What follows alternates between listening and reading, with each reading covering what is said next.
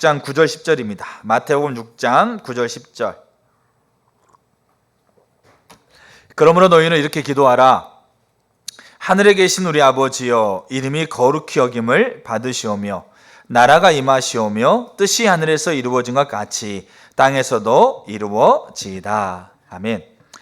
우리가 2023년도 마지막 날이면서 마지막 주일, 그래서 우리가 어떻게 말씀을 전할까 생각해 보다가 지난주에 이어서 우리가 이 한 부분을 우리가 좀 더 보아야만 하나님의 나라가 우리 가운데 임하여 주시옵소서라고 하고 있는 이 예수님의 기도, 하나님의 나라가 우리 가운데 임할 때 우리 안에 있는 자기중심성이 무력화되어지고 아담적인 본성이 결박되어지고 우리는 우리의 언어, 행동, 우리의 생각, 우리의 감정, 우리의 관계, 그러니까 우리의 전인격적인 우리의 삶을 통해서 하나님의 이름을 거룩히 여김, 하나님의 이름을 거룩히 여기는 삶을 우리가 살아갈 수가 있는, 그래서 하나님의 이름을 거룩히 여김을 통해서 이 땅에서 하나님의 이름이 거룩히 여김 받는 이 놀라운 일들이 일어나는 것들을 우리가 지난주에 살폈습니다. 근데 지난주에 살피는 것과 아울러서 우리가 한 부분을 더 살펴야만이 하나님의 나라가 임하여 주십시오, 당신의 나라가 임하십시오 라고 하고 있는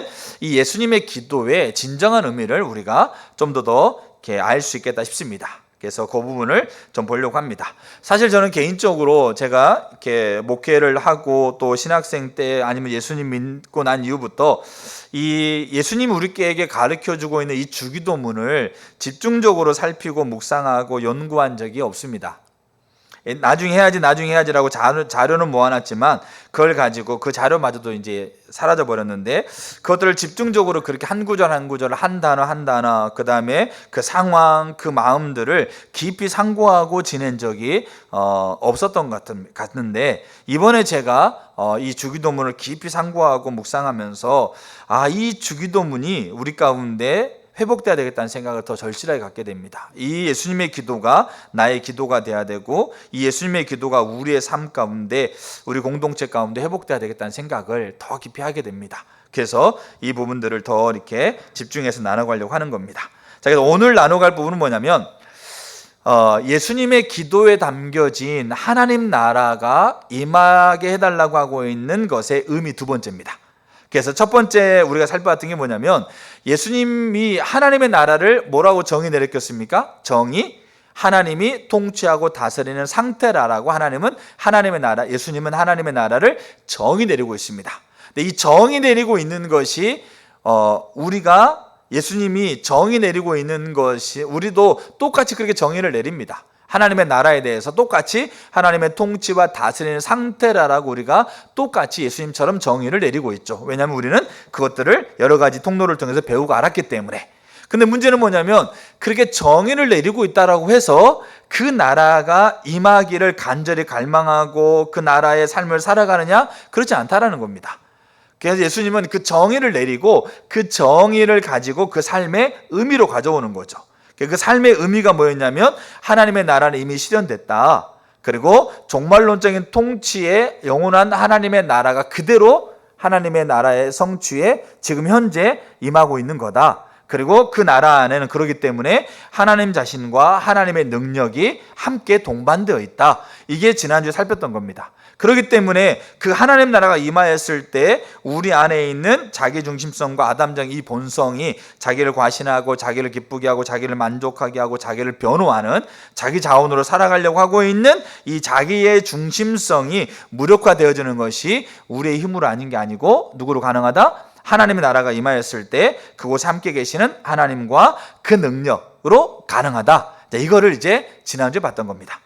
자, 근데 우리가 이렇게 하게 되면 오해하는 게 있어요. 뭐냐면, 하나님의 나라, 그럼 보세요. 하나님 나라가 임하는 모든 환경 가운데 나는 아무것도 하지 않아도 저절로 그러면 하나님의 능력으로 우리의 중심성을 나를 기쁘게 하고 나를 과신하고 나를 변호하는 거를 하나님이 그냥 하나님의 능력으로 그냥 자동으로 없애버리면 되잖아요.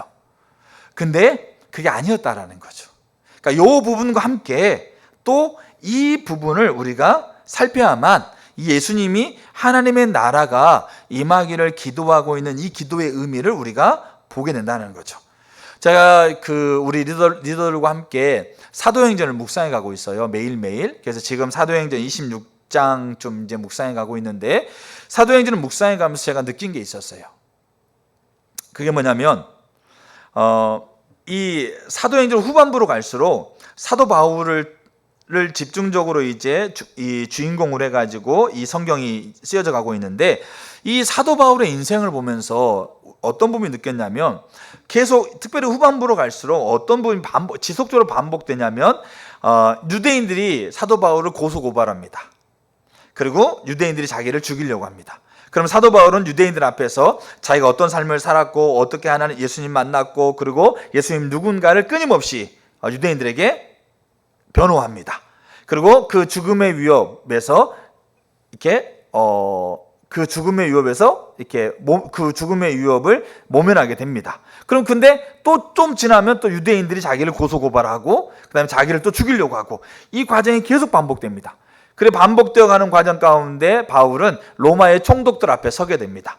그러니까 로마의 총독들은 그 당시 로마가 세상을 지배하면서 각 지역마다 로마에서 보내는 총독이 지배하게 만들었는데, 바울은 계속해서 유대인들의 고소 고발을 통해서, 그다음 유대인들이 죽이려고 하는 위협 가운데서 총독들 앞에 섭니다. 그럼 총독 앞에 설 때마다 바울은 계속 자기 자신을 변증합니다.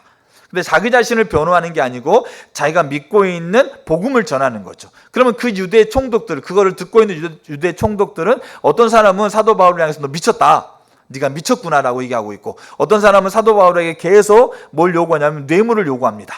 그러면서 이제 내가 널 놓아줄 테니까 너는 나한테 뇌물을 줘라. 그리고 계속 요구합니다. 어떤 사람은 사도 바울의 말을 들으면서 네 말이 참 맞는 것 같은데 근데 내가 좀 더 생각해 봐야겠다라고 하면서 유보합니다. 그러니까 무슨 말이냐면 자기 민족은 계속 자기를 고소고발하면서 자기를 죽이려고 지속적으로 괴롭히죠. 로마의 총독들은 이 세상의 가치와 이 세상의 철학과 이 세상이 원하는 것에 똘똘 뭉친 사람들에게 계속 얘기하고 계속 설득하고 계속 섬기는데도 자기 가지고 있는 생각과 자기 가지고 있는 걸 가지고 계속 반응하고 있죠. 이런 것들이 후반부에 갈수록 계속 반복되는 거예요.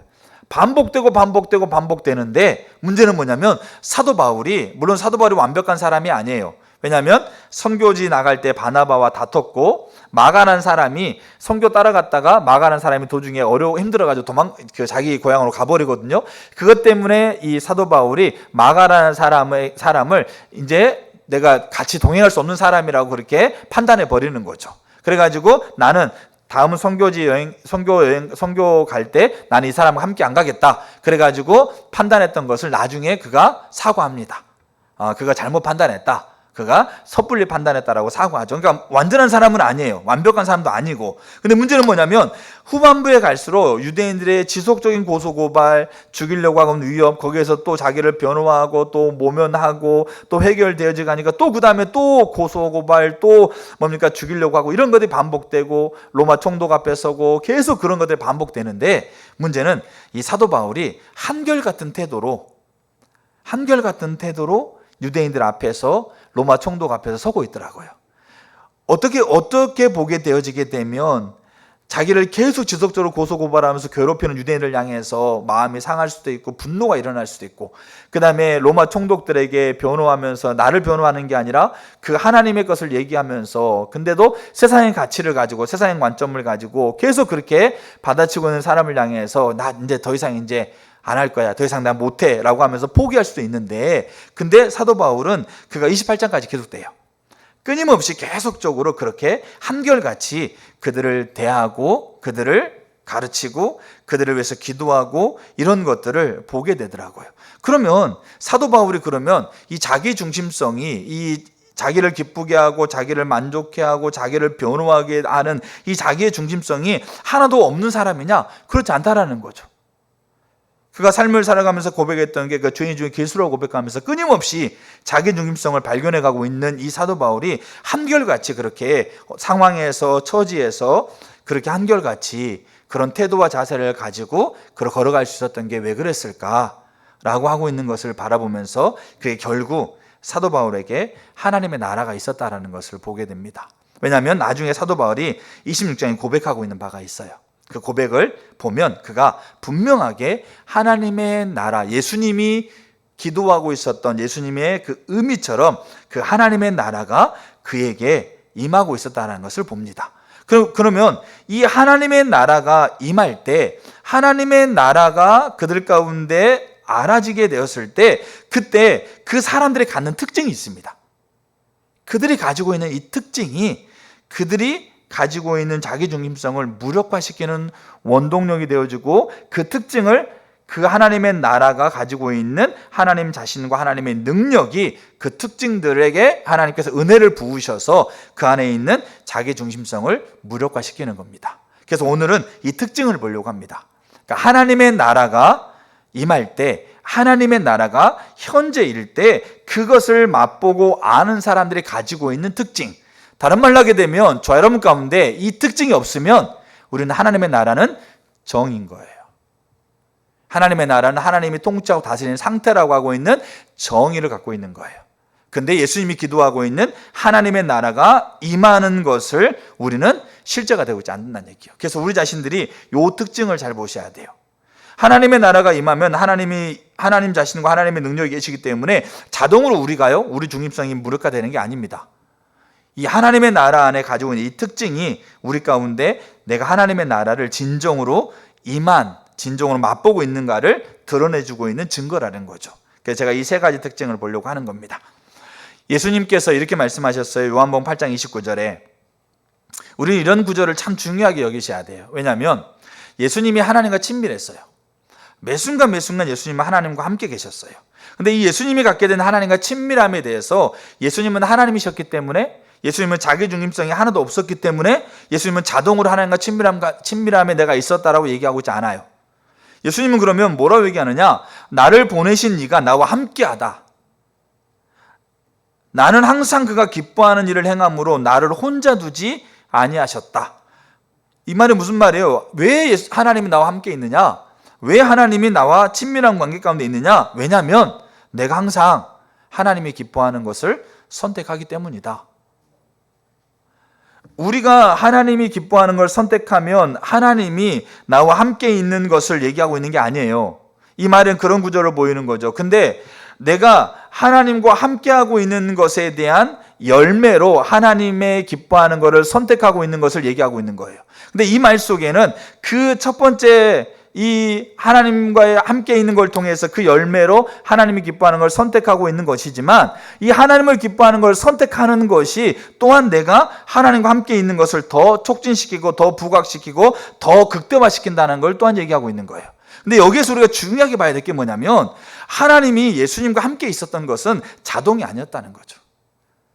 그냥 자연스럽게 되고 있는 그냥 현상이 아니고, 그가 하나님을 향해서 하나님이 기뻐하는 것을 선택하고 있는, 하나님의 원하시는 바를 선택하고 있는 그 선택이 그로 하여금 하나님의 나라가 하나님과 함께 있는 것을 더 강력하게, 더 친밀하게 하게 되는 귀한 원동력, 요인 중에 하나였다는 것을 얘기하고 있는 겁니다. 자, 그래서 이제 우리는 하나님의 나라가 현재일 때, 하나님의 나라가 임할 때 그들이 갖는 특징을 봅니다. 자, 첫 번째 특징입니다. 첫 번째 특징은 뭐냐면, 하나님 나라를 알고 하나님 나라를 맛본 사람은 하나님의 나라가 이루어지는 것을 더 깊게 간절하게 소망합니다. 자, 이 말이 무슨 의미인지를 알아야 돼요. 그러니까 예수님이 지금 하나님의 나라가 임하십시오라고 기도하지 않습니까? 우리의 기도는 보세요. 우리의 기도는, 저 여러분의 기도는 현재 어떤 일이 이루어지기를 원하는 것, 아니면 미래에 어떤 일이 이루어지기를 원하는 것을 우리는 기도합니다. 근데 예수님이 마태복음 6장에 나와 있는 거룩히 여김 받으시고 나라가 임하시고 뜻이 이루어지고 일용할 양식을 주시고 죄를 용서해 주시고 시험에 들게 말게 하십시오, 이 모든 것이 다 과거입니다. 과거. 알겠죠? 그러니까 우리는 현재 하나님께서 해주시고 미래에 해줄 것을 기도하고 있는데, 예수님은 그거를 그렇게 기도하고 있는 게 아니고 과거로 기도하고 있다고요. 알겠죠? 그 부분이 굉장히 중요한 의미를 가지고 있는데, 자, 일단 먼저 봐야 될 게 뭐냐면, 하나님의 나라가 임할 때 그들이 갖는 특징이 뭐냐면, 하나님의 나라가 이루어지는 것을 더 깊게 간절하게 소망한다. 그럼 이 더 깊게 간절하게 소망한다는 말의 의미가 뭔지를 우리가 알아야 돼. 이 한 요소를 좀 우리가 알 필요가 있어요. 자, 그거를 제가 두 책을 좀 인용하려고 합니다. 굉장히 좋은 책이고 중요한 책이어서, 조지 엘더네드가 쓴 예수 하나님 나라라는 책이 있습니다. 예수와 하나님의 나라라는 책은 하나님의 나라라는 것의 어떤 교과서 같은 책인데, 이 책에서 저자가 쓰고 있는 말이 있어요. 제가 한번 읽어드릴게요. 미래에 하나님이 승리하실 것이라는 교회의 증거는 이미 역사 속에서 성취된 승리를 기초한다.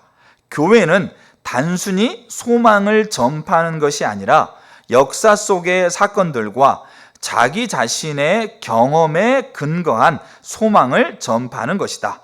교회는 자신이 하나님의 미래의 승리를 증거하기 때문이 아니라 현재 악한 세대에서 종말론적 하나님의 나라의 삶을 드러내는 것이기 때문에 종말론적 공동체다. 좀 무슨 말인지 좀 이해가 되세요? 그러니까 교회가 미래에 하나님이 임할 승리를 선포해요. 우리가 예수님 믿고 우리가 영원한 하나님 나라에 갑니다라고 하고 있는 미래에 하나님께서 임할 승리를 선포한다라는 거죠. 근데 이 승리를 선포하는 것은 단순히 막연한 선포가 아니라는 거죠. 역사 속에서 이루어지고 있는 승리를 기초한다라는 거죠. 그리고 또 하나는 뭐냐면 단순히 그냥 우리가 예수 믿고 천국 가세요, 예수 믿으면 복 받습니다, 이렇게 우리가 말하기 때문에 이 종말론적인 시대에 살고 있는 교회가 아니란 얘기예요. 단순히 우리가 그렇게 말하기 때문에 이 시대에 살고 있는 공동체가 아니라 이 악한 세대에서 이 종말론적으로 임할 하나님의 나라를 우리의 삶으로 구현해내고 있기 때문에 우리는 이 종말론적인 시대에 살고 있는 공동체다라고 얘기하고 있는 거예요. 이게 오늘 제가 나누고자 하는 이야기의 전부예요. 자, 그래서 이제 첫 번째 특징이 뭐냐면 하나님의 나라를 더 깊고 간절하게 사모한다. 그럼 이 말의 의미가 뭔지를 이제 제가 또 하나 책을 읽어드릴게요. 이 책은 누가 세상의 주인인가라는 책이에요. 이건 요한계시록을 강의한 책인데 이 책의 내용을 한번 제가 읽어드리겠는데 좀 내용이 길어요. 근데 한번 들을 필요가 있어요. 제가 천천히 읽을 테니까 한번 들어보십시오. 사도 요한이 이 계시의 말씀을 받을 때 지상에서는 로마 황제가 하나님의 자리를 차지하고 주인 노릇하고 있었습니다. 로마 황제는 정치적으로 전 제국을 다스리는 왕이었습니다. 그런데 로마 황제는 정치적인 왕으로 만족하지 않았습니다. 그는 정치와 종교를 통합하려고 시도하였습니다. 정확히 말하면 종교적인 예배를 수단으로 하여 정치적 통치를 강화하려고 한 것입니다. 자, 로마 황제의 이러한 신격화 작업은 일상의 삶에서도 파고들었습니다. 모든 제국의 백성들이 사용하는 동전에는 황제는 나의 주님이시다라는 글귀가 새겨져 있습니다. 당시 세상은 이처럼 로마 황제가 정치와 종교를 통합하여 하늘과 땅에 주인 노릇 하려고 하는 상황이었습니다. 어디가요? 땅이. 알겠죠? 어디가요? 지금 요한이 섬기고 있는 요한 교회가 살아가고 있는 그 세상이 누가 왕으로요? 로마 황제가 왕으로 종교와 정치를 통합해서 하늘과 땅에 주인 노릇하고 있는 상황이었다라는 거죠. 현재 그 상황이. 그러한 상황에서 사도 요한은 환상 중에 하늘의 교회의 모습을 봤습니다. 그곳에서는 오직 하나님만이 왕이었습니다. 하나님만이 온 세상의 주인이었습니다. 하나님의 백성들은 물론이고 자연 만물까지 오직 하나님 한 분만 경배하고 있었습니다. 사도 요한이 열린 문을 통해서 하늘로 가보았을 때 그곳에서는 온 세상을 다스리는 진정한 왕, 통치자, 주인이 계셨습니다. 오늘 우리에게 필요한 것이 바로 이러한 영적인 통찰력입니다. 아무리 세상이 다른 주인을 내세워도 온 세상의 주인은 오직 우리 하나님밖에 없습니다. 로마 황제가 온통 지배하고 있는 현실에 갇혀 있으면 절대로 역사를 바르게 볼 수 없습니다. 그런 현실에 갇혀 있으면 로마 제국도 결국 무너질 수밖에 없는 유한한 존재라는 것을 알지 못합니다. 그러므로 하늘과 땅의 주인이시며 영원토록 존재하시는 하나님의 관점으로 세상을 바라봐야 합니다. 누구의 관점으로요? 하나님의 관점으로. 그러면 잘 보세요. 예수님이 하나님의 나라, 하나님의 통치와 다스리는 상태인데 그 나라가 임하기를 위해서 기도한다고 했지 않습니까? 자, 그러면 그 나라를 맛본 사람들, 그 나라의 임함 가운데 있는 사람들은 뭘 소망하게 돼 있다고요? 하나님의 나라가 더 간절하게, 더 깊게 그 나라를 사모한다고요. 근데 그 나라를 사모할 때 이 간절하고 깊다라는 말을 제가 의도적으로 넣는데, 이 말은 뭐냐면 그냥 막연하게 사모하는 게 아니란 얘기입니다. 그냥 되면 좋겠다, 되겠지, 돼야 되는데 될까 말까, 그렇게 사모하는 게, 소망하는 게 아니란 얘기예요. 이 요한 공동체가 살아있을 때 로마가 그 요한 공동체가 살고 있는 세상을 지배하고 있었어요.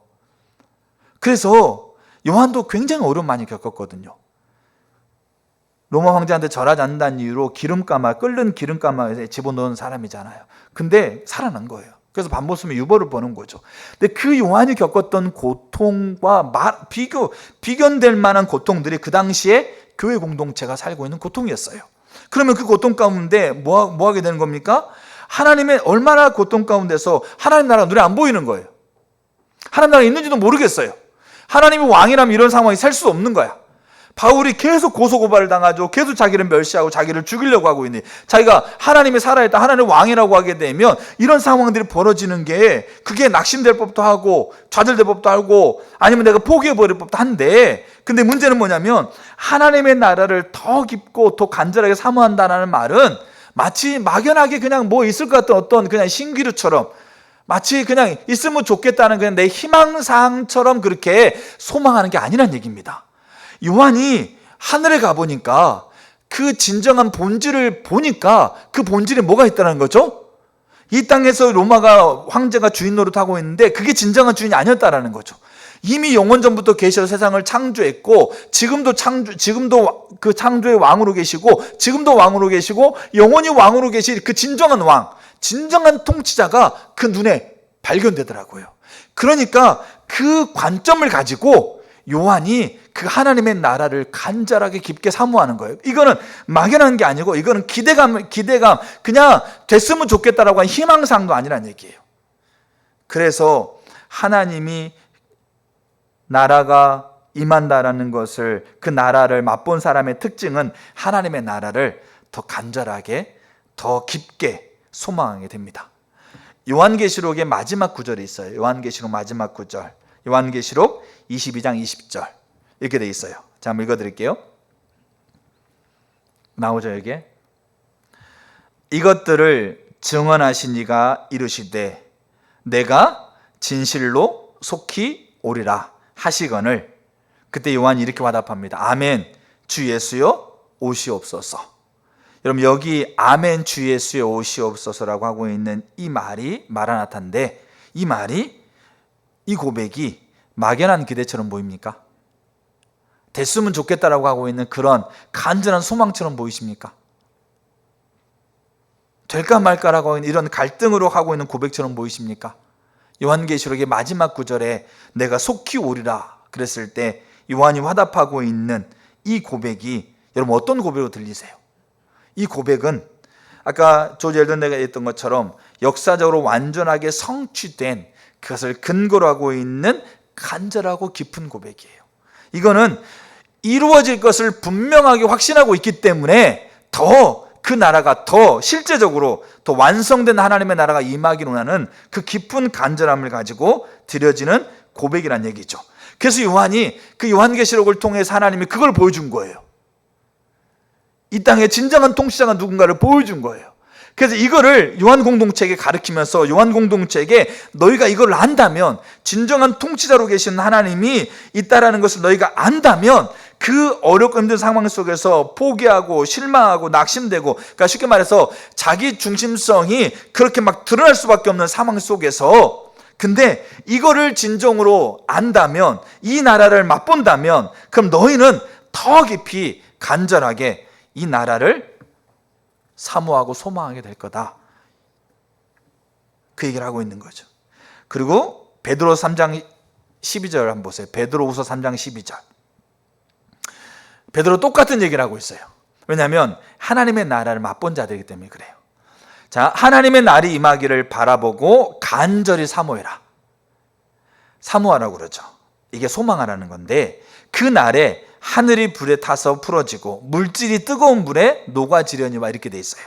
그러니까 그 하나님의 날에 이런 일들이, 세상에 끝나 이런 일이 있겠다는 거죠. 근데 여기 뭐라고 그러냐면 하나님의 날이 임하기를 바라보고 간절히 사모하라고 그러는데 13절에 그럼 우리가 하나님의 날이 임하기를 간절히 바라보고 사모하는 근거가 뭐냐? 그 근거가 우리는 그의 약속대로 의가 있는 곳인 한 새하늘과 새 땅을 바라본다, 이렇게 되고 있어요.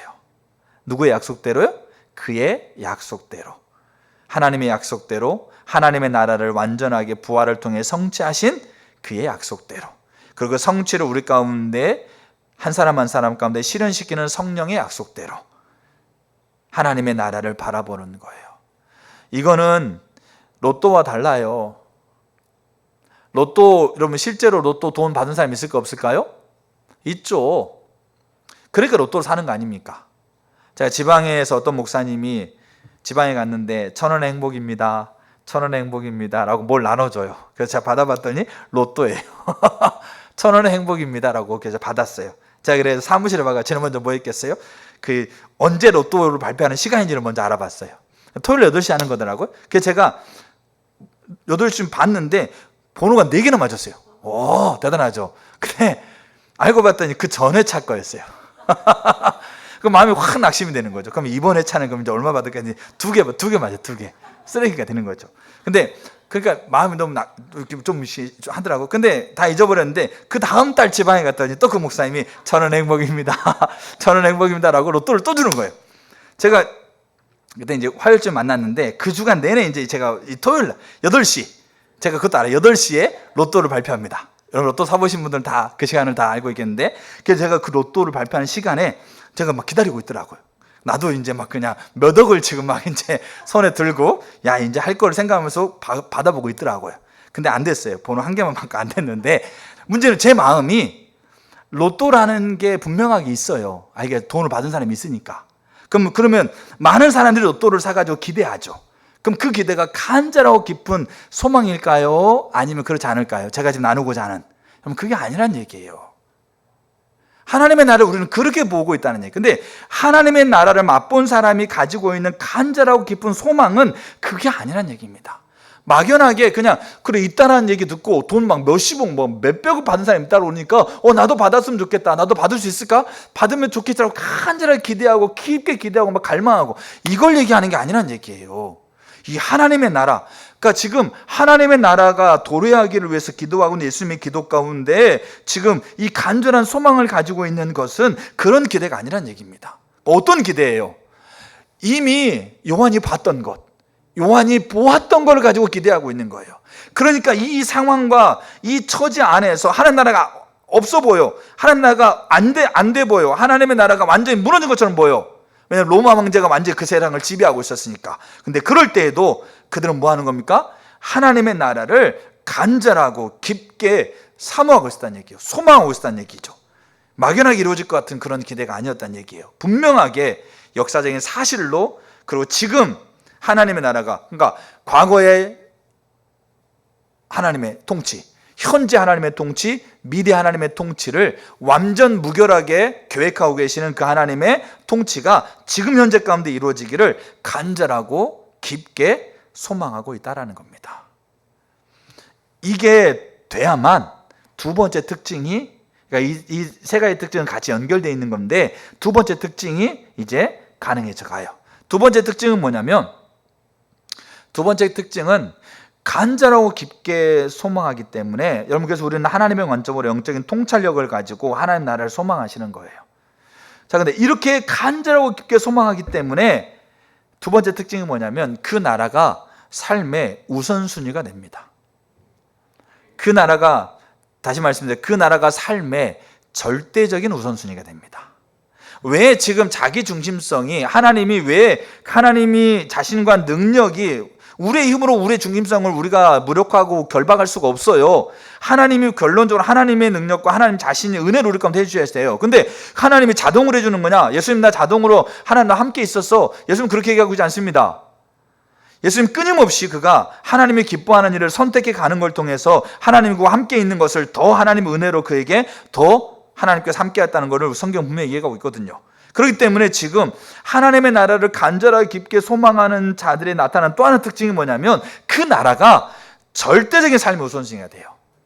이 절대적이라는 말이 중요한 거죠. 우리가 너무 잘 아는 구절이 시편 27편 4절. 내가 여호와께 바라는 한 가지 일 그것을 구하리니 곧 내가 내 평생에 여호와의 집에 살면서 여호와의 아름다움을 바라보며 그의 성전에서 사모하는 그것이라.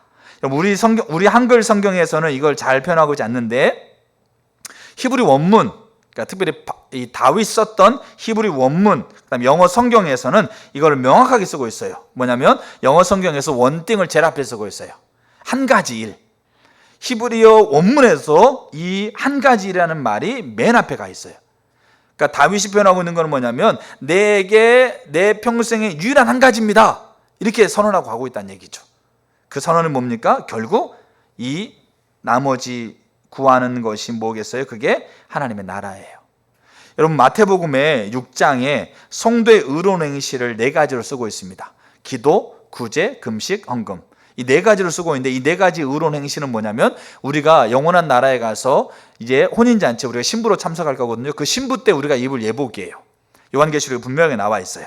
근데 이 4가지 의로운 행실, 기도, 구제, 금식, 헌금이라고 4가지 의로운 행실은 이 4가지는 의로운 행실을 하면 우리가 의롭게 되는 걸 얘기하고 있는 게 아니에요.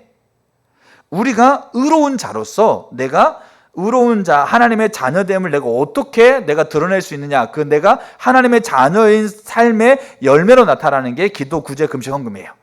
그리고 그 열매로 나타나는 것이긴 하지만 기도, 구제, 금식, 헌금이 또한 내가 하나님의 자녀가 되는 것을 더 확신시키고 더 하나님의 자녀의 삶을 살게 하는 촉진제가 되는 역할을 하기도 해요. 근데 이게 앞뒤 순서가 바뀌면 안 돼요. 앞뒤 순서가 바뀌면 율법주의가 돼요. 알겠죠? 자, 근데 지금 예수님이 요 기도, 구제, 금식, 헌금이라고 하고 있는 4가지 성도의 의로운 행실에 대한 얘기를 하면서 마지막 내린 결론이 뭐냐면 마태복음 6장 33절입니다. 자, 구절이 이렇게 돼 있어요. 너희는 먼저 그의 나라와 그의 의를 구하라. 이렇게 돼 있습니다. 그러면 여기에서 우리가 주목해야 될 단어가 뭐냐면 먼저라는 단어예요. 여러분 잘 보셔야 될 게 뭐냐면 바리새인들과 사두개인들이 기도, 구제, 금식, 헌금을 잘했을까요? 못했을까요? 여러분 성경에 보면 어떻게 표현되고 있어요? 잘했어요. 기도, 구제, 금식, 헌금을 그 시대엔 누구보다 탁월하겠다고요. 그러면 그렇게 기도, 구제, 금식, 헌금을 누구보다 탁월하게 했던 바리새인들과 사두개인들을 향해서 하나님이 예수님을 통해서 뭐라고 평가 내려야 되냐면 참 너희들은 하나님의 나라와 하나님의 의를 구하는 자들이구나라고 평가를 내리셔야 돼. 근데 하나님이, 예수님이 그들을 향해 내린 평가는 그들이 하나님의 나라와 하나님의 의를 구하고 있다는 겁니까? 안 구하고 있다는 겁니까?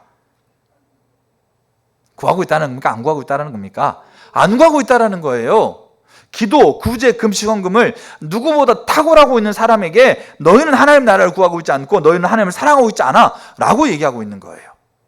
그러면서 이 마태복음을 예수님께서 마태라는 사람이 기록하고 있지 않습니까? 여러분 마태복음을 누구에게 대상으로 쓰고 있냐면 유대인들 대상으로 쓰고 있어요. 알겠죠?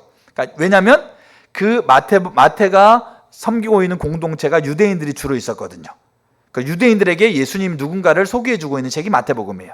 마태복음 1장에 아브라함과 다윗의 족보부터 시작하고 있는 게 그런 의미도 있어요. 왜냐하면 유대인들은 아브라함을 믿음의 조상, 자기 조상으로 여기니까 다윗을 하나님이 함께 있던 표본으로 여기니까. 근데 그 다윗의 자손이 성경에서 예언하고 있는 다윗 자손이 예수라는 것을 가르쳐주기 위해서 쓰고 있는 책이 마태복음이에요.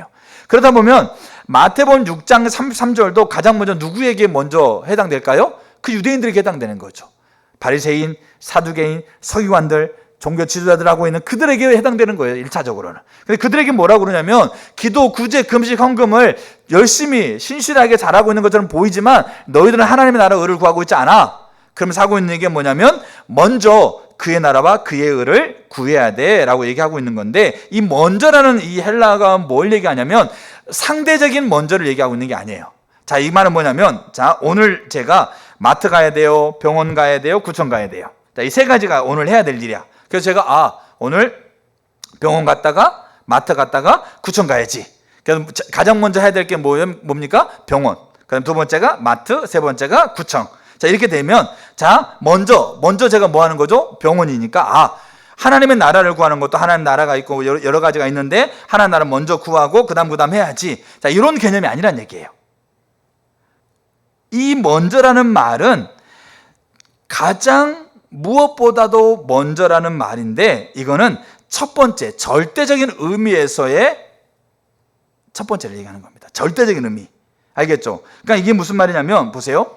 성도가 하나님의 나라와 의를 추구하는 것은 어느 다른 것과 상대적으로 비교되는 성격이 아니라 절대적인 의미를 갖는다는 얘기예요. 자, 그렇기 때문에 보셔야 될 게 뭐냐면, 이거 하고 있는 행동에서의 먼저를 예수님이 얘기하고 있는 게 아니라 이거 행동을 하고 있는 그 중심의 그 생각과 그 사고의 자리 안에서 가지고 있는 절대적인 우선순위가 뭔가에 대한 얘기를 쓰고 있다는 얘기예요. 그러니까 지금 하나님의 나라가 절대적으로 우선순위가 된다는 말은 내가 어떤 거 하기 전에 내가 예배, 기도, 구제, 금식, 헌금 이러이러한 행동들을 내가 가장 먼저 한다, 이거를 얘기하고 있는 게 아니라는 얘기예요. 그러면 바리새인들은 하나님의 나라가 절대적 우선순위에 있는 사람이었다는 얘기예요. 여러분, 이거를 잘 아셔야 돼요. 자, 이거를 또 하나 보여줄 수 있는 게 뭐냐면 학개서 1장 5절 한번 보세요. 학개서 1장 5절. 우리의 자기 중심성이 무너지고 여호와의 이름을 거룩히 여기는 것이 여기서 가능하다는 겁니다. 학개서 1장 5절을 보게 되면, 그러므로 이제 만군의 여호와가 이같이 말하노니 너희는 너희의 뭐를 살펴라? 행위를 살펴라고 그랬어요. 자, 이 행위를 살펴라는 걸 우리는 오해하면 이렇게 돼요. 뭐냐면 학개 시대 때는 자기 나라가 멸망해가지고 포로로 끌려갔다가 다시 돌아왔어요. 돌아와가지고 가장 먼저 했던 것이 성전을 짓기 위해서 성전에 그 기초 공사를 했던 겁니다. 근데 기초 공사를 하고 난 다음에 그 다음에 이제 성전을 이제 더 벽을 세우고 성전을 공물을 완공해야 되는데 그걸 하지 않았어요. 한 18년 이상을. 그러면서 이제 그 자기 집안의 일들, 자기 집에 먹고 살 일, 자기 집에 처리해야 될 일들, 이런 것들을 더 하는 거예요. 근데 하나님 뭐라고 그러냐면 너의 행위를 좀 살펴봐라, 이렇게 얘기하고 있다는 거죠. 행위를 살펴봐라는 것은 여러분 잘 보셔야 될 게 뭐냐면, 바벨론의 포로로 끌려갔다가 돌아와서 제일 먼저 성전을 짓기 위해서 기초 바닥 공사를 했던 사람이 아무 일도 안 하고 바닥 공사만 했던 게 아니란 얘기입니다. 그들이 지금 하고 있는, 먹고 살기 위해서 농사를 짓고 양을 키우고 자녀를 교육하고 하는 것들을 했을까 안 했을까요? 그대로 했었어요. 알겠죠? 그 성전 바닥을 공사를 하는 기간 동안에 그들은 아무것도 안 하고 그것만 했던 게 아니고 그들은 그들의 생업을 했다는 얘기입니다. 근데 성전 바닥을 공사를 하고 나서 그 나머지 건물을 완공해야 될 그 시기 때도 그들은 그대로 했어요. 근데 지금 행위를 살펴보라고 하고 있는 거는, 네가 예전보다 좀 더 교회 오는 횟수가 적더라, 예전보다 기도하고 있는 시간이 적어졌더라, 예전보다 헌금을 덜 하더라, 이런 행위를 살펴보라고 하고 있는 그 어떤 한 가지 일을 살펴보라고 하는 게 아니에요. 그러면 여기에서 행위라고 하고 있는 말이 뭐냐면 그들이 살아오는 방식을 얘기하는 거예요. 왜 이거를 하고 있느냐? 왜 이 일을 하고 있느냐? 왜 이것을 하고 있느냐에 대한 그들의 사고 방식을 얘기하고 있다는 얘기죠. 그거 살펴봐라 이거예요. 너희들이 성전을 짓기 위해서 바닥을 공사를 할 때 너희들이 가지고 있는 삶의 방식과 그 바닥 공사를 맞춰놓고 건물을 다 짓지 못하고 있을 때 너희의 가지고 있는 사고 방식을 살펴봐라. 분명히 바뀌었을 거라는 얘기예요. 지금 하나님의 나라가 우리의 삶 가운데 절대적인 우선순위를 차지한다는 말은 바리새인과 서기관들과 제사장들이 기도, 구제, 금식, 헌금을 잘했다니까요. 무엇보다도 어떤 사람은 11조, 나는 당시 11조, 나는 10에 2조를 합니다. 나는 일주일에 뭐 몇 번씩 교회에 정기적으로 오는 시간 외에도 나는 일주일에 하루에 막 2시간, 3시간씩 기도하고 묵상 막 1시간, 3시간 기도합니다. 이렇게 하고 있는 몇 가지 종류의 일들을 지금 얘기하고 있는 게 아니에요. 그 일들은 탁월하게 그렇게 해가고 있는 모양이 있었다는 거죠. 근데 문제는 뭐냐면 바리새인과 서기관과 사두개인들 같은 이 종교, 그 당시 유대인들이 가지고 있는 삶의 방식이 하나님의 나라가 절대적인 우선순위가 아니었다라는 거예요. 근데 이 하나님의 나라를 맛본 사람은 하나님의 나라를 깊고 간절하게 소망을 하기 때문에 하나님의 나라가 그 삶의 절대적인 우선순위가 되어 간다는 얘기예요. 학개서 1장에서요, 하나님이 그렇게 얘기를 해요. 너희들이 살아온 삶의 방식을 한번 들여다봐라. 그럼 너희들이 지금 삶의 방식이 지금 어떤가를 들여다봐라. 여러분, 이들이요, 이 이스라엘 백성들이 예배 안 드렸던 것도 아니에요. 제사 안 드렸던 것도 아니고 기도 안 했던 것도 아닙니다. 너의 삶의 방식, 네가 왜 그걸 선택하고 있고 왜 그 일을 하고 있고 왜 그 말을 하고 있는지에 대한 너의 중심의 그 가치와 그 중심의 본질의 자리에 있는 방식을 한번 살펴라, 이런 얘기인 거죠. 그러니까 그들이 그렇게 관점을 가지고 살펴보니까 이 본질, 알겠죠? 이 행위 속에, 이 가치관과 이 중심의 세계 속에 하나님의 나라가 절대적인 우선순위가 아니었던 거예요. 그래서 학개서 2장에요, 그들이 성전을 건축하기 시작합니다. 여러분, 이거는 몇 가지 행위를 덧붙이는 거 아니에요.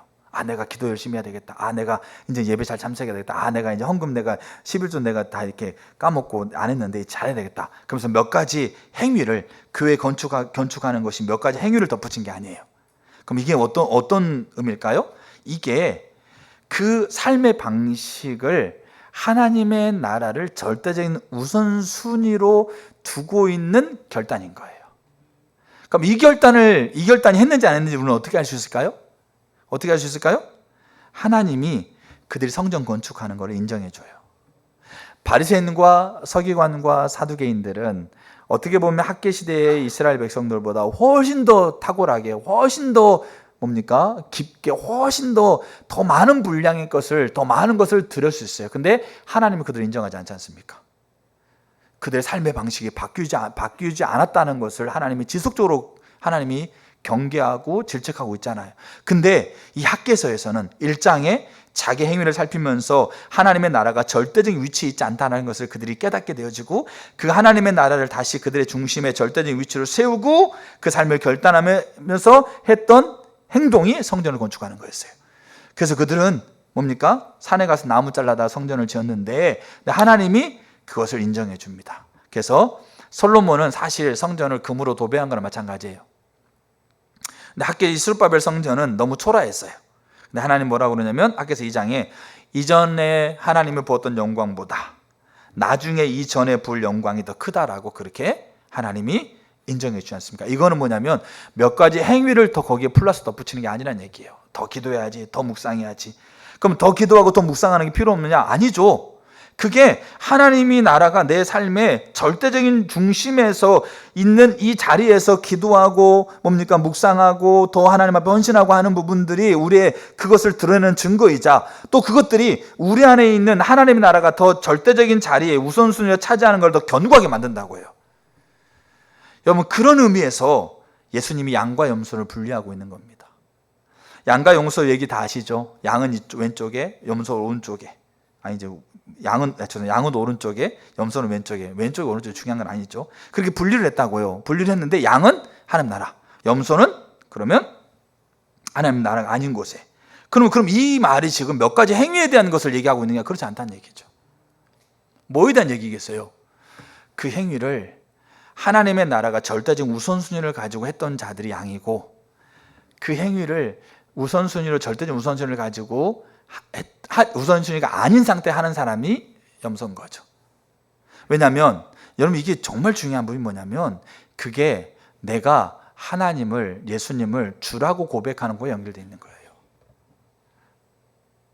하나님을 나의 구원자, 나의 주님으로 고백하고 있는, 이게 영접하는 거지 않습니까? 영접하는 자, 그 이름을 믿는 것, 이게 믿는 거와 연결되어 있는 거죠. 몇 가지 행위를 지금 하는 거, 그 행위를 얘기하고 있지만 그 중심의 자리에 하나님의, 그러니까 예수 그리스도를 영접하고 하나님 나라를 맛본 사람은 더 하나님 나라를 간절히 사모해가면서 그 삶의 절대적 우선순위로 삶의 자리에 가면서 이러이러한 행동들을 했던 사람들이 양인 거예요.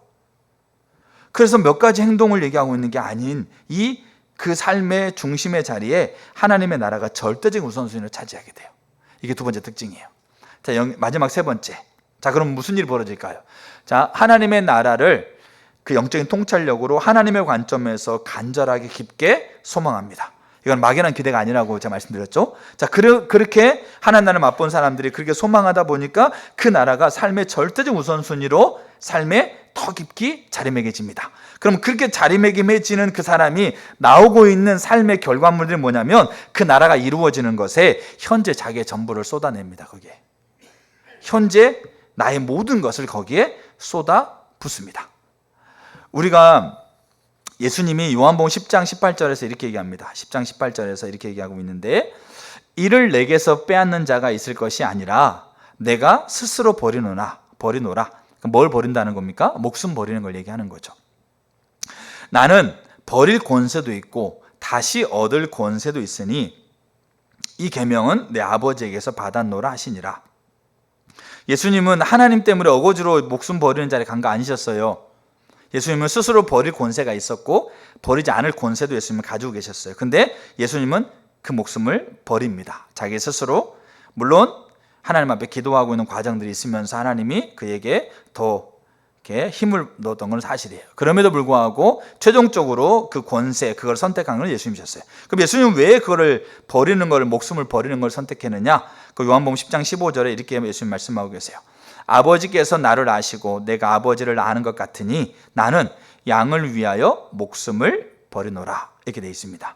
그 말은 무슨 말이겠어요? 예수님이 이 땅에 오신 이유가 뭐냐면 양을 위해서, 그 모든 사람이 양입니다. 양을 위해서, 그 양의 목숨을 취하기 위해서 자기 목숨을 대신 바치는, 알겠죠? 그 일을 위해서 이 땅에 오신 거죠. 그러기 위해서 그것을 할 수 있는 권한도 있고 하지 않을 권한도 있지만 예수님은 그것을 하신 거예요. 자, 근데 문제는 잘 보셔야 될 게 뭐냐면, 자, 지금 요때 6월절 날 요때 예수님이 자기의 목숨을 십자가에서 이렇게 죽게 내놓습니다. 그러면 우리가 잘 보셔야 될 게 뭐냐면, 이게 사도 바울도 똑같아요. 잘 볼 게 뭐냐면, 예수님이 33년 전에 예수님이 십자가에 못 박힌 나이를 33살이라고 우리가 이제 추정하는데, 33년 전에 예수님이 어디에 태어났어요? 말구에 태어났어요. 알겠죠?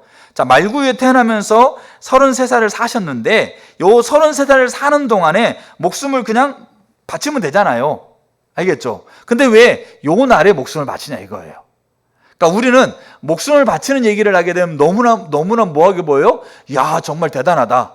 야, 정말 뭐 하는 겁니까? 야, 나는 저렇게 할 수 없는데 너무 대단하다라고 우리가 이렇게 생각한다는 거죠.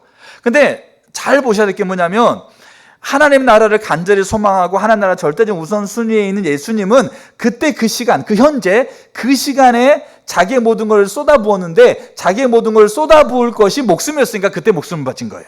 그러면 그 전에는, 그 목숨 바치기 전에는, 그러니까 목숨 바치는 것이 그러면 자기 모든 걸 쏟아붓는 걸 한다고 한다면, 그 목숨 바치기 전에는, 그럼 그 바치기 전에는 그럼 목숨이 아니면 전부가 아닙니까? 그 바치기 전에는 뭐였겠어요? 자기를 지속적으로 괴롭히고 자기를 지속적으로 멸시하고 조롱하고 귀신 들렸다라고 평가하고 있으면서 괴롭히는 자들을 용납하는 거였어요. 그들을 품는 거였어요. 그럼 그 전에는, 여러분, 예수님은 굉장히 어렵게 태어났어요. 말구에 태어나지 않습니까? 여러분, 돈이 있었으면 말구에 태어날 수가 없어요. 좋은 호텔은 아니더라도 그냥 여관방 하나 돈이 있으면 잡을 수 있다고요. 근데 그것도 없어가지고 외양간에서 말 구유에 예수님이 태어났지 않습니까? 이게 말이 안 되는 거잖아요. 그게 그만큼 경제적으로 어려웠다는 얘기예요. 그 다음에 예수님 어렸을 때 아버님 일찍 돌아가세요. 유복자로서. 그럼 뭐 해야 돼요? 목수 직업을 가지고 동생들 책임지고 어머니를 책임져야 돼요. 그럼 그 상황 가운데서 그때 지금 6월절 3일 전에 목숨 바치는 그 목숨 바치는 것이 되는 게 전부를 들었다 한다면, 그 전에는 자기를 멸시하고 조롱하는 자들을 용납하는 거였다고 한다면, 그 전에는 그 어려운 시기에 살았을 때, 힘든 시기에 살았을 때, 우울하고 낙심될 수 있는 상황 가운데 있었을 때, 그 상황에서 그 생각과 그 감정과 그것들을 하나님께 드리는 것이 그가 전부를 드리는 거였어요. 이게 사도 바울의 인생에서 그대로 진행되는 거예요. 사도 바울이 끊임없이 후반부로 갈수록 고소고발이 계속 난무하죠. 자기를 죽이려고 하고 있죠. 로마 총독 앞에서 아무리 외쳐도, 아무리 섬겨도 자기 것만 가지고 고집하고 있고 자기 것만 요구하고 있는 사람들 앞에서 한결같이 그가 태도를 취할 수 있던 건 뭐냐면, 그 시간에 그는 자기가 드릴 전부를 드렸던 거죠. 그렇게 드리고 가다 보니까 사도행 28장 그 너머에 그 현재 그 시점에서는 그가 드려야 될 것이 그의 목숨이었다는 얘기예요. 이게 하나님의 나라가 맛본 사람들, 하나님의 나라가 임한 사람들. 사도 바울은 사도행 20장에 이렇게 고백합니다. 24절에 내가 달려갈 길과 주 예수께 받은 사명 곧 하나님의 은혜의 복음을 증언하는 일을 마치려 하면은 나의 생명을 조금도 귀한 것으로 여기지 아니하노라. 여기 그가 받은 사명을 뭐라고 그래요? 하나님의 은혜의 복음을 증언하는 일로 표현하고 있어요. 근데 25절 바로 그 다음 절에 요 말을 다른 말로 바꿔서 쓰고 있어요. 보라, 내가 여러분 중에 왕래하며 뭘 전파했다고요? 하나님의 나라를 전파하였으나, 이렇게 돼 있어요. 이 말은 그냥 말로 예수 믿으세요, 예수 믿으면 천국 갑니다, 예수 믿으면 복 받습니다, 말로 전했다는 얘기만을 하는 게 아니에요. 물론 말로 변증하고 자기 인생을 얘기하고 복음을 전했죠. 근데 문제는 뭐냐면, 이 하나님 나라를 간절히 깊게 소망하고 그 나라가 절대적 우선순위가 되어져서 그 시간에 그가 드려야 될 전부를 하나님 나라를 이루기 위해서 거기에 쏟아부었던 것을 얘기를 해요. 이게 하나님의 나라를 맛본 사람들, 하나님 나라를 아는 사람들의 특징입니다. 이 특징이 자리에서 자기 중심성과 이 아담적인 본성이 소리를 외칠 때가 어디가 있겠냐고요.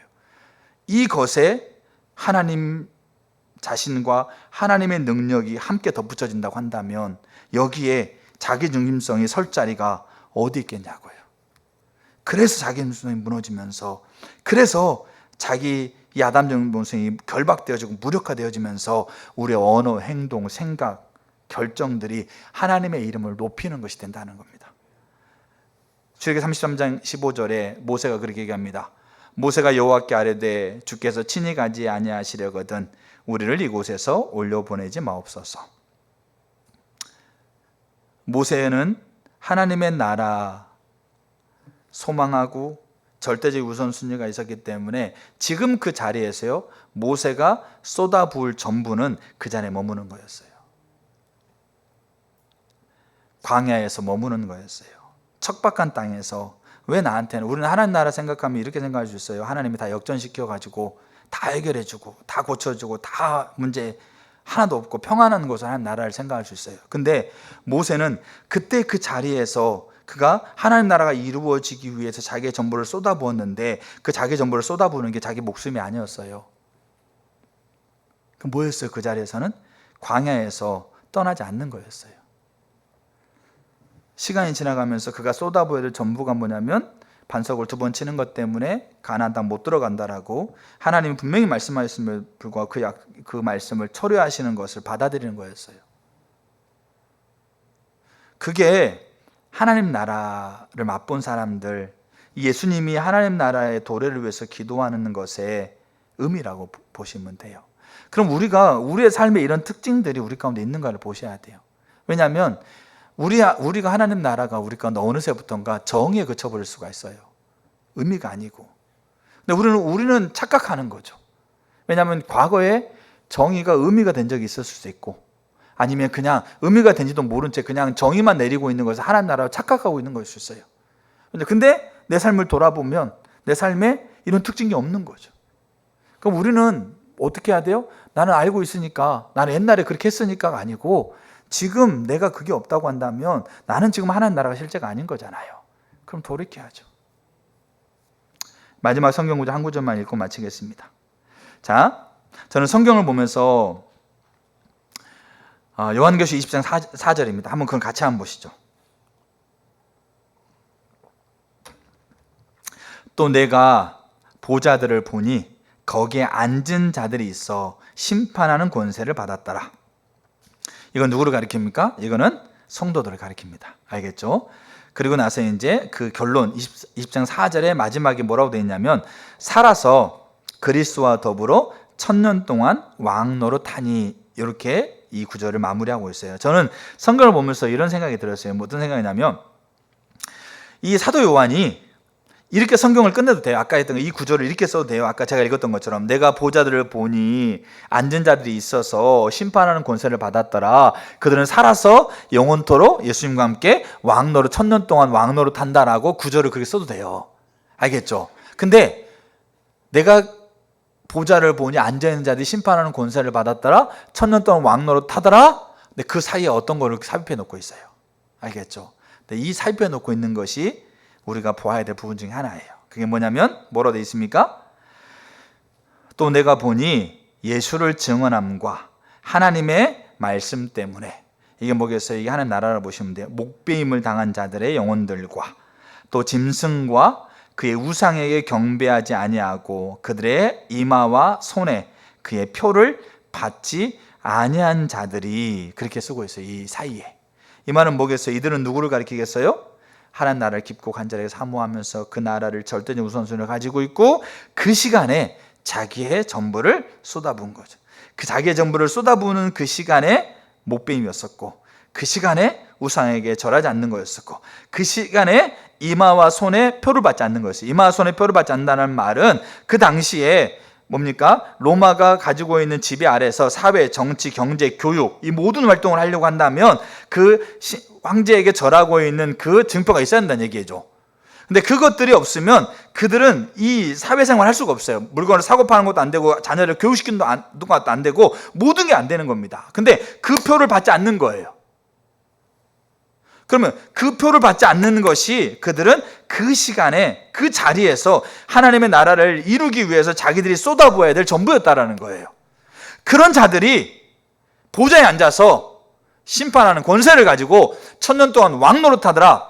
그게 요한이 보고 있는 거예요. 그러니까 그런 자들이 천국에서 1000년 동안 왕노릇할 거니까 지금 로마의 압제 가운데 있으면서 하나님 나라가 어디인지도 모르면도 그렇게 우울하고 낙심되고 좌절된 상황에서 빠지지 말고 이 관점으로 하나님 나라를 보고 간절히 사모하고 그 나라를 너의 중심의 절대 순위로 삼고 너희가 지금 현장에서, 너희가 지금 시간에서 드려야 될 모든 걸 거기에 쏟아라. 그렇게 얘기하고 있다는 거죠. 이게 하나님의 나라가 뭐 하는 겁니까? 하나님의 나라가 맛본 사람들, 하나님 나라 안에 있는 사람들의 특징입니다. 그래서 요한계시록에서 이기는 자는 이것을 상속으로 받는다. 나는 그의 하나님이 되고 그는 내 아들이 된다. 여기 이기는 자는 신천지 이만희 씨를 얘기하고 있는 게 아니고 이렇게 하나님의 나라의 삶을 살아가는 자들이에요. 그런 자들을 하나님이 이것들을 상속받는다고 그랬지 않습니까? 이것은 복수죠. 여러 가지 것들이 있죠. 근데 이것들을 상속으로 받는다라고 얘기하면서 그 뒤에 한 가지만 쓰고 있어요. 그 한 가지 뭡니까? 나는 너의 하나님이 되고 너는 내 아들이 된다. 이거 하나가 이 모든 것들을 다 상속받게 하는 키인 거죠. 오늘 말씀을 나누면서 예수님의 기도가 우리 가운데 회복돼야 되는데 단순히 그 문장, 문구, 그 뜻이 회복돼야 되는 걸 얘기하는 게 아니고 예수님이 기도하고 있는 이 의미가 우리 가운데 진정으로 회복되기를 구하셔야 돼요. 여러분에게 하나님의 나라는 어떻습니까? 여러분 하나님의 나라가 간절하게 더 깊게 소망하고 계십니까? 막연한 기대로 그렇게 될 것처럼 죽어봐야 알지. 예수 믿는 사람도 그렇게 얘기를 해요. 야, 죽으면 끝이고 죽어봐야 알지. 지금 뭐 내가 하나님의 복을 받기 위해서 신앙생활 열심히 하면 되지. 여러분 우리가 그게 얼마나 막연한 기대감입니까? 뭐 되면 좋고 안 되면 그만이고 뭐 이런 겁니까?